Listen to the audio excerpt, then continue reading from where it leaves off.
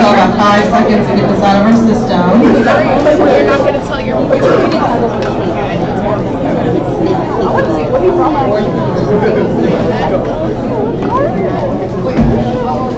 They don't know him. On behalf of the debate team, we'd just like to thank you for coming to the fourth corner public debate. This quarter is going to be our all-senior debate. So everybody that you're going to see competing tonight is going to be a senior that's graduating this year.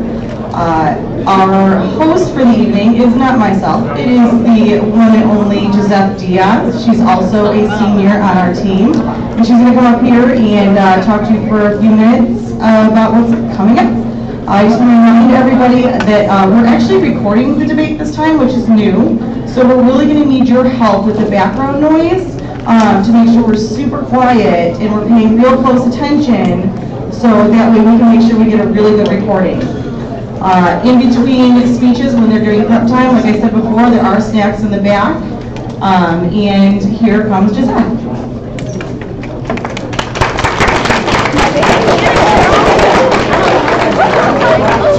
Okay, hi. So first, if you notice on your sheets, the affirmative and negative are incorrect. It says, are you in favor of closing borders to Ebola? Obviously, that was our first quarter resolution, so just ignore that. That's our fault. The resolution this quarter is, the state of Maryland should prosecute individuals who riot while protesting. So we have Evan Rumberg and Marcus Mangle on the negative side, and Jacob Fontana and Robert Slutz on the affirmative side. Like Ms. Cole said, we are recording right now. This is really important for us because it's part of the debate team, it's part of our fundraisers. So please try to be as quiet as possible and limit talking to like a minimum. You can whisper, it's cool, but just don't talk like at all, especially during their speeches. That's just rude. So, the affirmative for 4 minutes.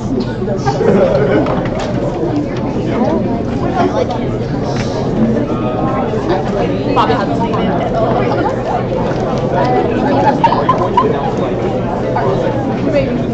You want me to?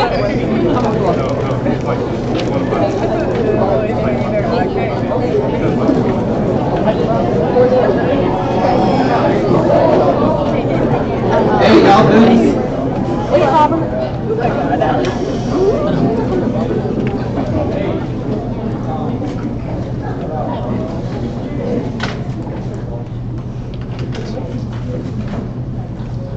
We're affirming the resolution that the state of Maryland should prosecute individuals who riot while protesting. U.S. law defines riot as a public disturbance involving violence. Our first contention is that white protests will erupt in Maryland after the passing of the law. We cite 3 empirical examples. First are the Cambridge riots of 1969, where white protesters protested the fact that schools would soon be integrated in the counties within Maryland, which brought upon racial violence that they're trying to stop in the status quo. The second example is the NCAA in 2001, when the University of Maryland lost the finals of the championship. A protester that erupted all over Maryland because their favorite sport teams lost the championship. Then in 2002, University of Maryland actually won the NCAA championship for basketball, in which more riots erupted, causing dozens of casualties within Maryland. Contention 2 is they justify hate groups. In Maryland, there are 15 hate groups, including the Ku Klux Klan, the neo-Nazis, white separatists, white nationalists, white skinheads, neo-Confederates, and white separatists, all which they would allow protesting against racial violence in the status quo and cause more hate groups to spawn. Contention 3 is that the current protests are destroying communities.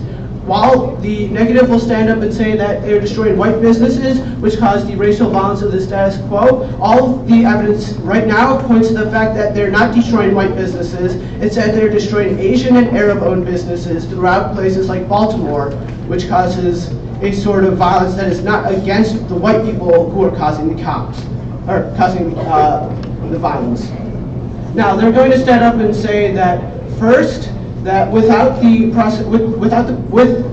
prosecution of people, that that will stop people from being able to protest and criminalize the protesters, but it will still be successful even if you vote affirmative, because it is simply the status quo in which we prosecute the people. Second is that they justify killing people considered thugs by cops as a form of violent protest. And finally is that the arrest would still have media presence even if you vote affirmative.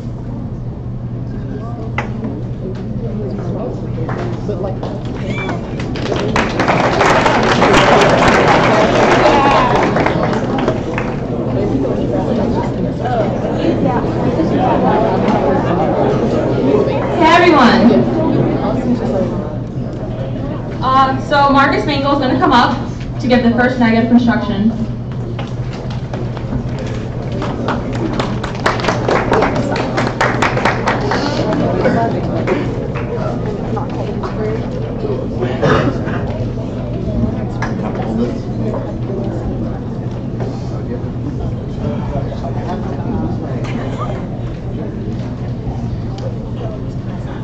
Okay, so first they said that we wouldn't make no distinction between like hate crimes and protests, and obviously there's a huge distinction between like a protest versus a hate crime. Now, prosecuting protesters doesn't do anything. What is the point of arresting someone? Is it to teach them a lesson not to do something again? Is it to keep them locked away so everyone feels safer? Is it to punish them by taking away their freedom, which somehow makes us feel better? Riots will happen if a situation is really bad, as proven by the fact that there have been 2 major ones in the US alone in the past couple of months. People riot because they feel that there is a major injustice. Arresting them for that anger is not going to teach people to sit quietly and live under an unfair system. If the people are wrong, they will fight back. This means that arresting them won't teach them a lesson. As for the second reason, keeping rioters away from the public, the fact that someone got extremely angry does not necessarily make them a bad person. It means that their government messed up really bad. The fact that so many people took part does not make an entire city full of people terrible people. To ignore broader problems and to focus on criminalizing rioters as opposed to fixing the problems that have caused the riots in the first place will just puts us back at square one, and it makes it so the protests didn't change anything, which will then cause more protests because people want to actually fix the problem. Now, the third reason about taking people's freedom away makes us feel better is not a sufficient reason. Unless we fix what's broken, we'll continue, people will continue to be upset and continue to be rioting. Complaining that you're scared and locking them up isn't actually going to change their people's minds. It'll just make other protesters angrier. For example, in the city of Baltimore, they were experiencing like a lot of poverty. Money was being funneled, tax money was going towards things like paying the salaries of the mayor instead of going towards healthcare or schools. That made people very upset. Freddie Gray was just the spark that started everything. This isn't about one person, it's about broader corruption within the entire system, and that's what people are arguing against. Pushing citizens out of your mind doesn't make the problem go away. It pushes the evidence aside so everyone can go about their business and without having to recognize that there's a problem in the first place. And unless we recognize that there is a problem, nothing will change, and many people will go about their lives not actually realizing there is a problem. Lastly, it's also not possible to make sure that people get prosecuted. There are so many people at the scene crowded together, and many of them are wearing masks, which means it's impossible to figure out who actually did what. In addition, to have someone watch hours of video footage to pick out each individual person and charge them with an individual crime would cost a lot of money. Since we already see problems with poverty, this would make the situation even worse. Now, they say that this is the affirmative, or they say that we wouldn't be doing anything because it's simply the status quo. Currently, it is not possible to prosecute everyone, right? Currently, not everyone is going to get prosecuted for rioting, which means that they would have to prove changing everything to the point where people would go through hours of footage to charge everyone with individual crimes. In addition, this would probably lead to people who haven't actually done anything getting arrested before they can be proven guilty or being charged while being innocent just because someone has to like fill a quota of arresting people. Also, they talk about like a bunch of riots that happened in terms of like the Cambridge riots, the NCAA. They're basically saying, let's crack down and like make the system worse so that white people don't get angry and fight back against it, which is really an unfair argument. Okay, thank you.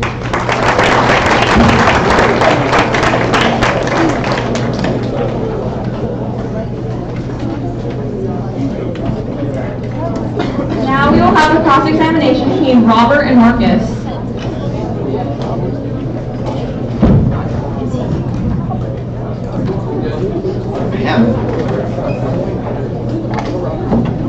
How does destroying Asian and Arab-owned businesses stop money from flowing to the mayor instead of schools?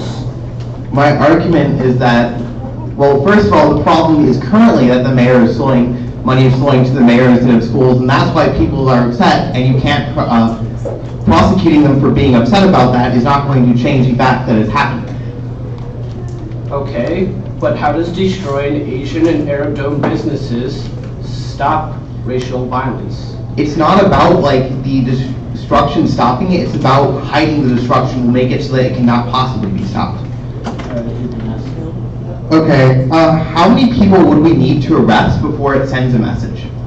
I don't know. We should probably punish people who riot. I can't. So you want to punish every single person? Every single person who has been violent against somebody, then yes. So you want people to look through hours of video footage of people wearing masks and try to, they say, someone's boss says to them, you have to find these 300 people guilty. They have to fill that quota of finding 300 people guilty by looking through video footage of people wearing masks, destroying things, and you think that they're going to be able to charge everyone. Do you realize there are like tons of riot police on the scene and that we don't need to look through video evidence? I'm pretty sure that police are absolutely everywhere every time something happens. So who decides whether a protester is peaceful or rioting, and how do you prevent people from being wrongly lumped together? I think it's pretty easy to decide when somebody burns down a building or doesn't burn down a building. Okay, there are 300 people in a crowd all gathered together. No one's story is exactly the same as another person's. Who do you tell who lit the match? How do you tell who lit the match? It's pretty easy to see somebody who throws a Molotov cocktail at a building. No, what about like just like a match though? A match does not catch buildings on fire. What is the huge distinction between prosecuting violent people and hate crimes? So argument is that like hate crimes are obviously people are arguing against something that is clearly not right. But when people are rioting and protesting, we see that there are problems in the society which they're arguing against. I think that applies to the Ku Klux Klan, who sees society as fundamentally like, we need to kill black people. No, but if you were to crack down and say that anyone protesting is not allowed to protest, that simply means that people like the Ku Klux Klan would have more power because anytime someone speaks out against them, they're just beaten down and arrested by the system. My final argument is, would we prosecute people who are members of neo-Nazis who protest and riot against the federal government for integrating schools? No. We don't prosecute the Ku Klux Klan. Wait, no, we prosecute? Oh, yes, sorry. I thought you were asking. Like, we don't prosecute.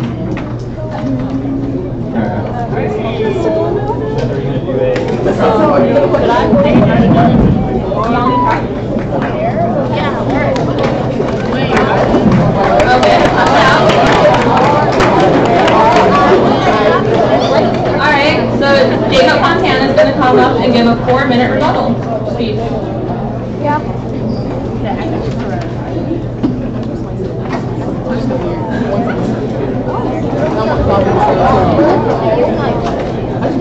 Okay, is everyone good?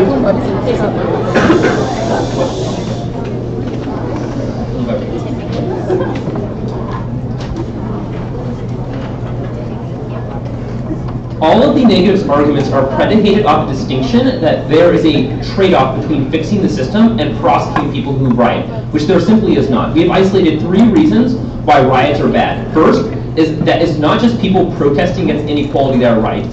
It's that people who lose sports games, people who are members of hate groups, people who riot against integration of schools. These are also people who riot riot right now. The negatives, by removing the ability to prosecute rioters, would result in none of these people being prosecuted, which means that people who say the school shouldn't be integrated would not be arrested. Secondly, is hate groups. People like the KKK, people like the Neo-Confederates, the Neo-Nazis, they have public disturbances which are riots. We are the only ones who have defined riots as a public disturbance that causes violence. These people obviously participate in stuff like marches, burning flags, like lynching people, which are obviously riots and acts of violence that we should prevent. The negative makes no meaningful distinction between these two things, which it should be their burden to do. The last argument is that riots destroy local communities. The stores that were destroyed in Baltimore, the riots in Baltimore did not tear down the system. It did not end poverty. It did not end police violence. What happened was that white people who joined in the riots were like, why don't we go and burn down Arab and Asian-owned stores? Which is a bad thing and should be prosecuted. Now, I'm going to answer a couple of Marx's arguments here. First is that he said that there's a distinction between hate crimes and protests. There's no distinction that he can make. Hate crimes, or hate groups obviously riot. The KKK holds riots. You see these things on the news. The next argument is that he says that arrests are pointless because it doesn't change everything. Our argument is simply that the law is good and the law should be upheld. The arresting someone for smashing in a window or burning down a building sets a precedent that you should not smash in windows or burn down buildings because you will get arrested.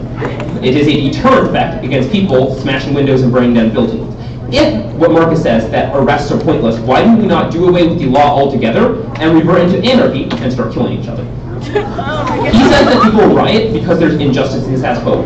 Prosecuting people who riot does not change anything about the injustice in the status quo. Not prosecuting them doesn't change anything about the injustice in the status quo. In fact, arresting people for protesting are the only ways that the national media ever comes to the scene. The only reason why people ever gain footage of it is the only reason why there's ever a movement that is built in the first place. The reason why the Baltimore riots and the riots in Ferguson gained national attention is because the cops cracked down and started arresting people, and people saw that there were problems in these communities that had to be changed. He said that it doesn't make them bad people. Our argument is not that the rioters are bad people or they're not conditions that make them riot, but rather that smashing the window should still be punished. He says that we take our ability away to be able to change stuff and fix the system. There's no coherent reason why prosecuting people who riot changes the ability to change the system. Yes, we agree there should be reforms in the way police act. There should be reforms in the systems of capitalism that have led to the decay of urban America. We agree with all these things, but the way to resolve them is not to stop prosecuting people who commit crimes. He said that this just puts the stuff out of our minds. No, it doesn't. It draws it to the forefront of our attention and draws it to be, or it becomes a national issue that has to be confronted. He said there's too many people who riot in the status quo to be able to prosecute them. This argument is just simply ridiculous. There's obviously police there. There's obviously cameras there. You don't have to pay extra money because people are paid money to go look through footage to arrest people. It's the police's job. And then lastly, if people escape the police, that obviously happens now. Our argument is not that we need to arrest everyone. Our argument is that people who are arrested for rioting should be prosecuted and should not just be let go back into the streets to riot somewhere.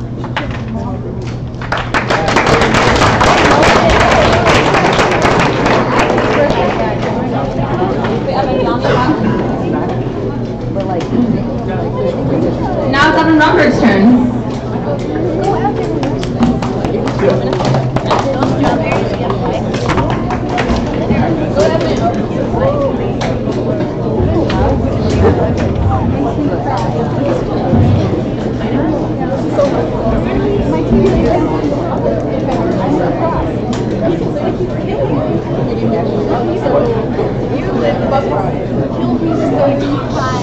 Can everybody hear me?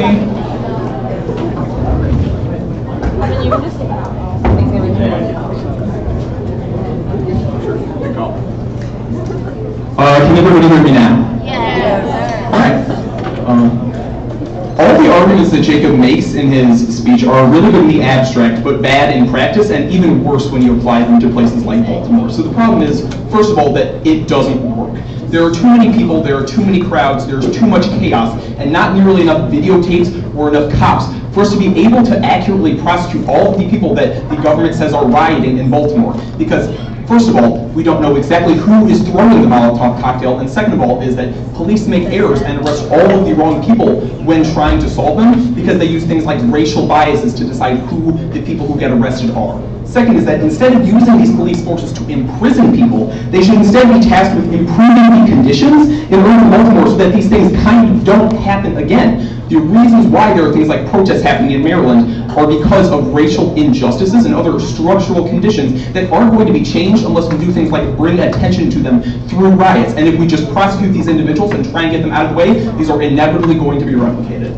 His first argument is that it's predicated off of a distinction between changing the system and arresting people. There's obviously a trade-off between what one police officer can do in their time. They're spending hours poring over footage or going into the field to try and arrest people. They can't be going into communities to help build things like playgrounds in order to help improve these communities. He says that they're not the good protesters that are happening.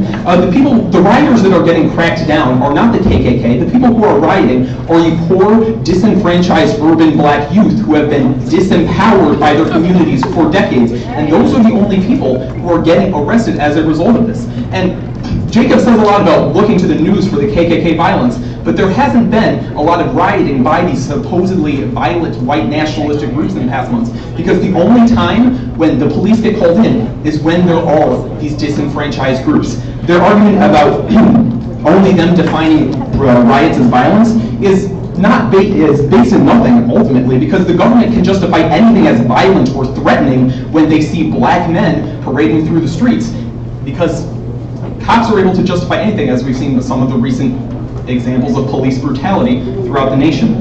They say that we're killing places like Arab communities. Yes, this might be bad, but the problem with this is people have no other political options to achieve the kind of changes in their communities that are necessary, so they are resorting to these kinds of tactics in order to bring attention to these underlying problems. When we try and make this all go away, it just reinforces the idea that there are no problems, nothing to see here, and that we can all move on with our lives. But we need to be able to confront these problems if we ever want to have a hope to change them.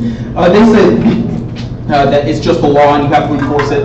This might be great in the abstract, but if we never second thought the law, things like Jim Crow would still be in place. So if Jacob wants to defend that, if you really want to vote for that, really take a second thought about what you're voting for. They say that they are necessary, the arrests are necessary to get the media involved. This is obviously not true. In places like Ferguson, Missouri, there were media on the scene as soon as there were protests occurring, because there's such an outpouring of feeling and emotion in people that people immediately come to the scene. It's not necessary to arrest people in order to get this kind of media attention to occur. They say that you need to have reforms. There's obviously a direct trade-off between people like policemen going out into the streets and helping people and them trying to prosecute the individuals who are trying to create positive change in their communities in the first place. The last argument that he makes is that there are obviously not too many, and police can multitask. There are people wearing masks, which prevents them from being accurately labeled. There are too many people in crowds, which prevents them from accurately identifying who's rioting. And there's just so much chaos going on at these scenes that there is no hope that we're accurately going to identify who the rioters are. So you should just err with the negative side and not wrongly arrest more people.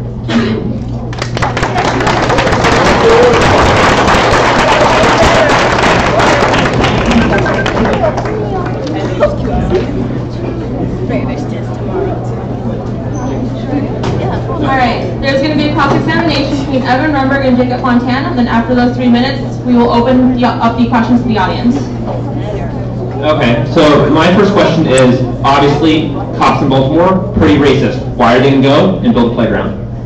Our argument is that if you're having them go and attack and try and imprison all of the urban communities that are already having structural issues, that's not going to solve any of the problems. That's essentially what you're arguing for, is that they should continue racially profiling. That didn't answer my question. This does not answer my question. You made an argument there's a trade-off between them looking to better communities. What actions do police do in Baltimore right now that are bettering communities? We think that that's what they should be doing. Voting affirmative means that we preclude the possibility of that occurring because they are only concerned with how to get more black males into their jails. I think you're debating a different res, Evan, but you can ask the next question. All right.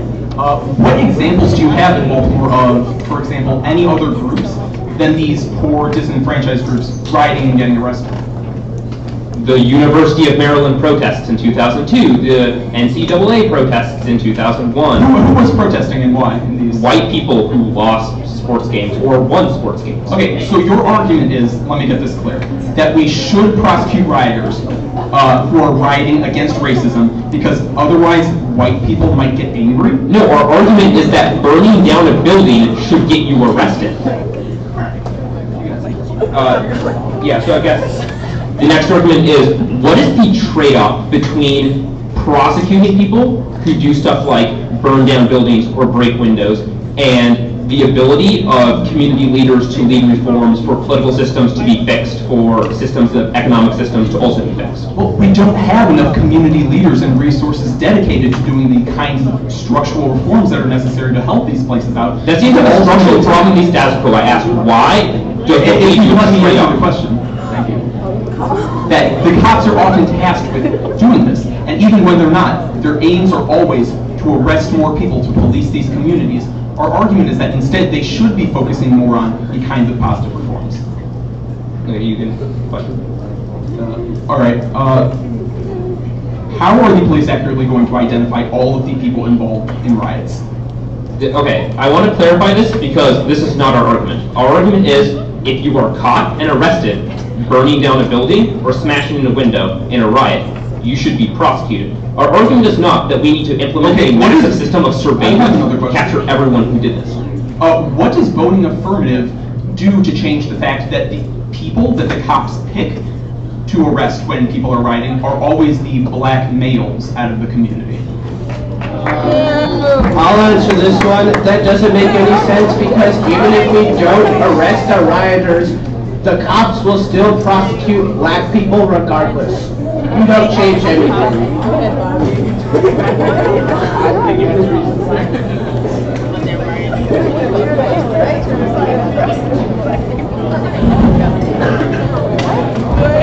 Okay, so this is a fun time. Now we get to the audience questions for 5 minutes. So let's try to alternate questions between affirmative and negative. Let's do this. Who has a question? All right, purple. So when the KKK burned down houses and stuff, like they've done in the past, to kill people, why aren't they being arrested? Like, Except for them. So I guess the argument is that they... Wait, So she asked, empirically when the KKK have been burning down buildings, why haven't they been arrested? We say they should be arrested. We agree. They say they shouldn't be arrested. Let's make that clear right now. Because the society is racist. We agree. We say they should be arrested. All right, a question for the negative. You in the blue. So, if someone burns down a building and that's obviously a crime, right? So, what makes it a difference when a bunch of people are doing it because they're mad? Why is it okay then?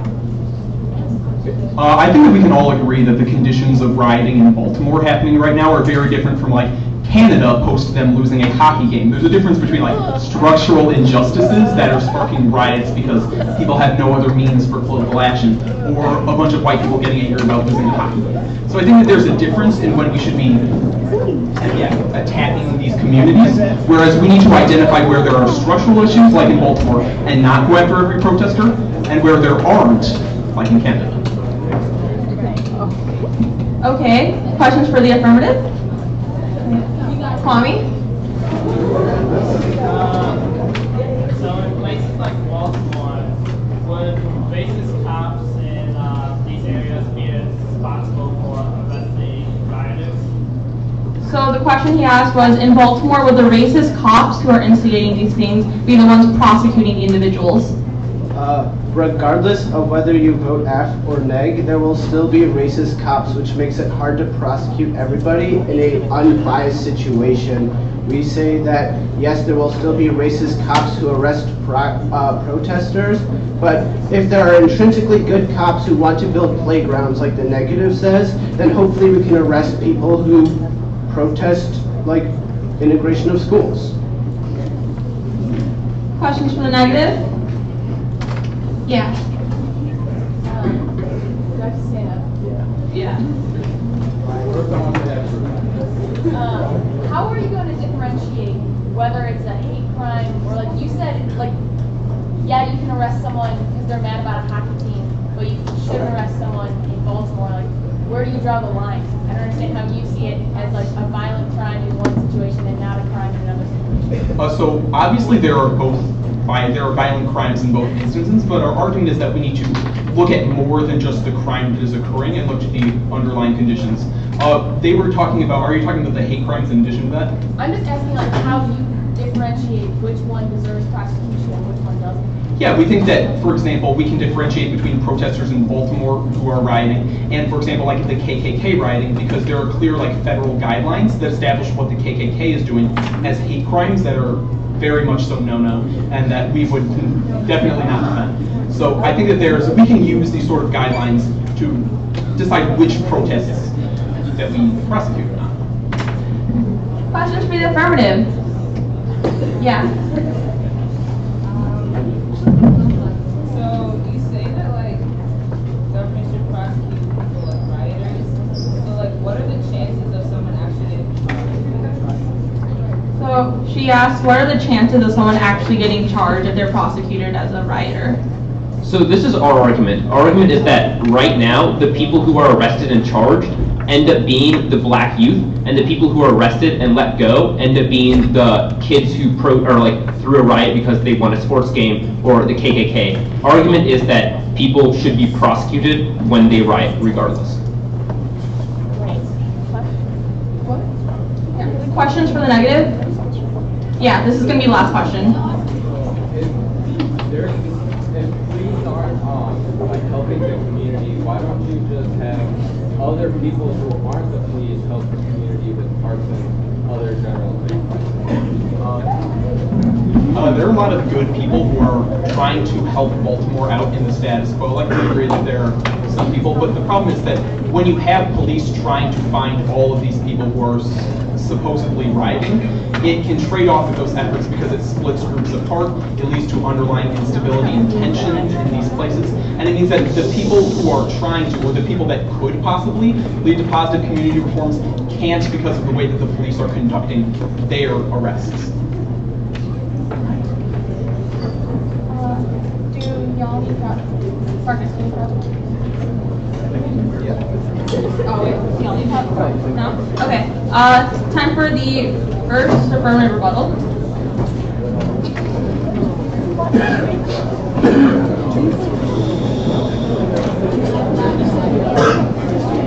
Bob, 2 minutes.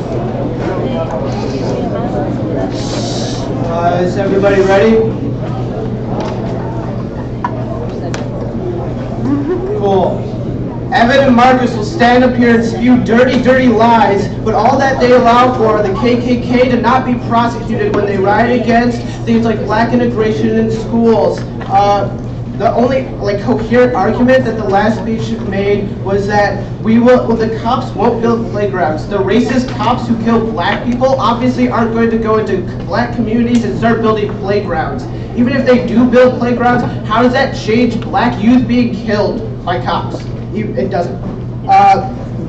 They said that the cops can justify anything. That is our argument, that the cops could justify themselves as rioting against the black uprising in places like Baltimore and then get away with it because they won't be prosecuted. They've still ignored all of our arguments about how they're destroying Asian and Arab businesses. Even if the white cops have made problems in this status quo, the riots aren't changing anything but just hurting different racial groups. We have to remember there aren't only black people hurt by the systematic racism that Evan talks about in his speech, and said they just continue the sort of oppression against different groups.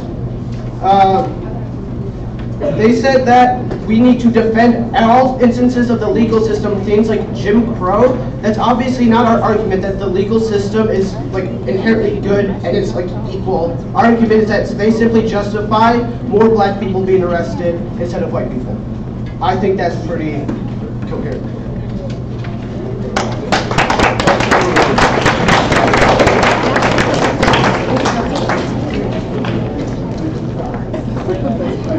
Now it's time for Marcus Mangle to do a speech.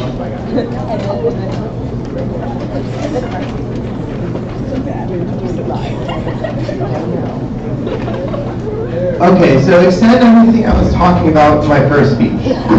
Arresting people isn't going to do anything. You can't teach people to be quiet about something they're extremely upset about. The fact they have no agency is the reason why they're rioting. The only way to get people to listen to them is to go and destroy things. This means that you cannot lock them up and make them be quiet and not talk about anything. Now, people aren't cracking down on things like the KKK right now. That means at the very least, by voting negative, it allows people to not get arrested unfairly. If police are making errors currently because of racial biases, that means that's the reason why people are rioting. That's why I think people think needs to be changed. They assume that the law is good, and then if people get prosecuted, they will go to jail for what they owe and nothing else. That is not true, because if people are wearing masks or you can't tell who did a crime, add on a racial bias, it means that people who are innocent are going to get prosecuted by the law. If the law is not good and there are problems with it, that is a reason why prosecuting people is not a good thing. Now, also, let's talk about, they talk about how, also there's only one cop can only do so many things, right? It's true that maybe all cops won't go out and start building playgrounds, but if a cop can get away with killing someone just because they were pushed, that means that people who are trying to go out and build playgrounds probably are not going to be able to actually be able to build them or anything like that. If money is funneled into trying to arrest every single person who may or may not be rioting, then there is no money that is going to go towards things like schools, healthcare. It's going to continue the problems happening in the status quo. They won't solve any of that. Thank you.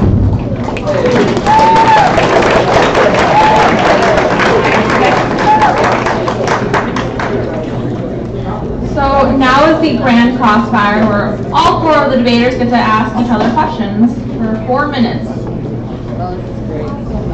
Oh gosh. I thought it was over. I'm thinking that was kind of good.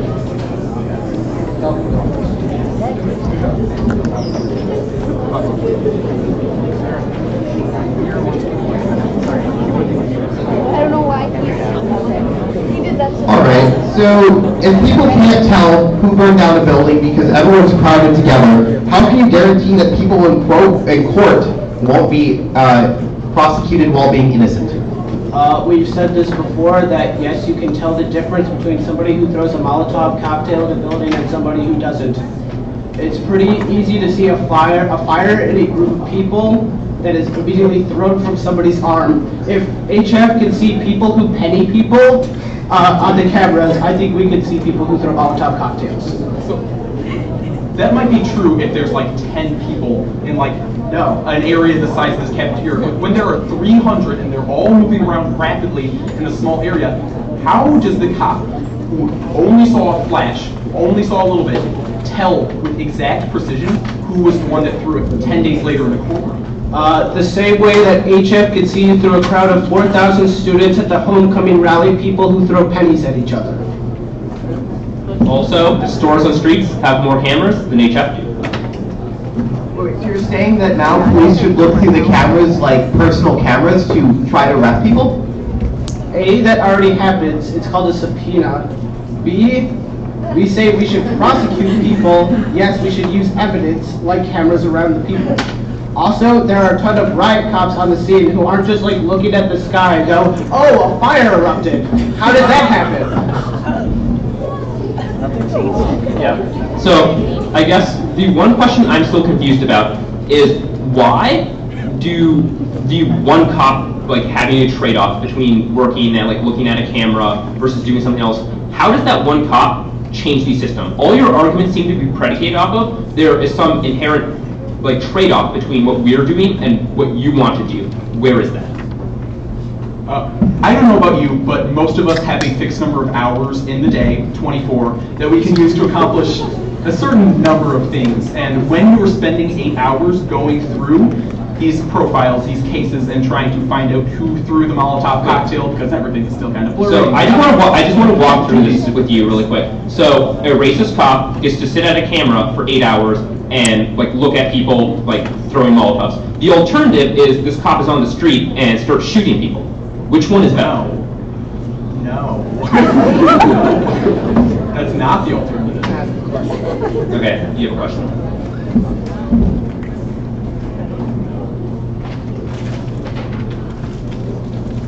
All right, so if the protests have proven that, and the recent police violence has proven that the law is wrong, how can we trust it? Yes, the law is wrong. Things like Jim Crow laws are probably bad. We don't defend Jim Crow laws being good. We say that when the white KKK walk into Baltimore to protest the integration of schools, we should prosecute those people. And I would also like to clarify, you think that this has happened in the past 5 years in Baltimore? Yes. When? Like, do you realize there are 15 hate groups that operate every single day in Maryland? So, those hate groups are all identified and accounted for, as you showed us with the statistics that you presented. Why doesn't that mean that we can't already prosecute for things other than rioting in the status quo right now? Because they haven't broken any laws until they go riot? Wait, so you think that hate crime isn't a crime? I think a hate crime is a riot. The only hate crime is a riot? No, I said I think a hate crime is a form of a riot. Federal law would probably disagree with that. We're the only people who have read a definition of federal law that a riot is a violent act in public. You have not read any evidence otherwise.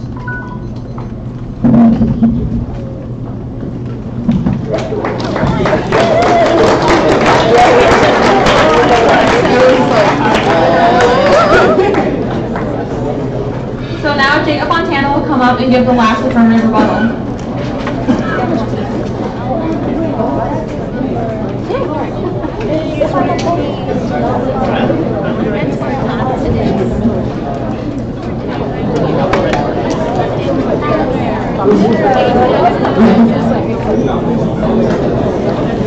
Okay, is everyone, okay. A vote for the negative team allows the KKK to riot against the system and against equality. A vote for a negative is a vote for the KKK. They justify stuff like the KKK, the neo-Nazis, the neo-Confederates, and just white kids rioting because they won a sports game. Additionally, the riots are destructive. They do stuff like burn down Arab and Asian businesses. These things are probably bad, and people should probably be arrested for doing these things. All of their arguments are predicated that there is some fundamental trade-off between fixing the system and arresting people for breaking the law. There obviously is none. Community leaders can obviously still make a difference. There can still obviously be economic reforms, political reforms, police reforms that are occurring in the status quo, but none of these things are a reason why we shouldn't arrest people like the KKK or people protesting against integration in the status quo. The last argument that Evan makes is that innocent people will be arrested. As Bobby said, they have cameras. They can obviously tell who threw a Molotov cocktail. Our argument is simply that people who should be prosecuted, or people should be prosecuted for rioting.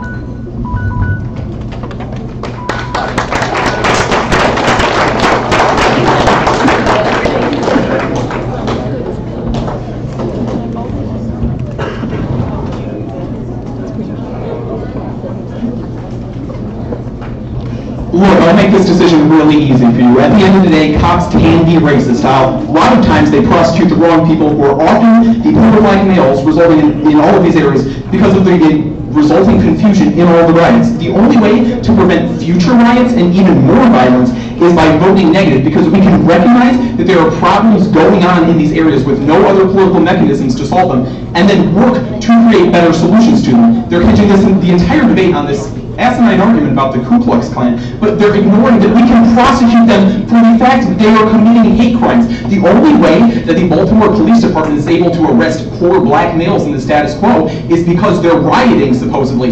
If we take that away from them, they can't do this, but they can still prosecute the Ku Klux Klan, which means all of the AF's arguments at the end of this debate fall apart.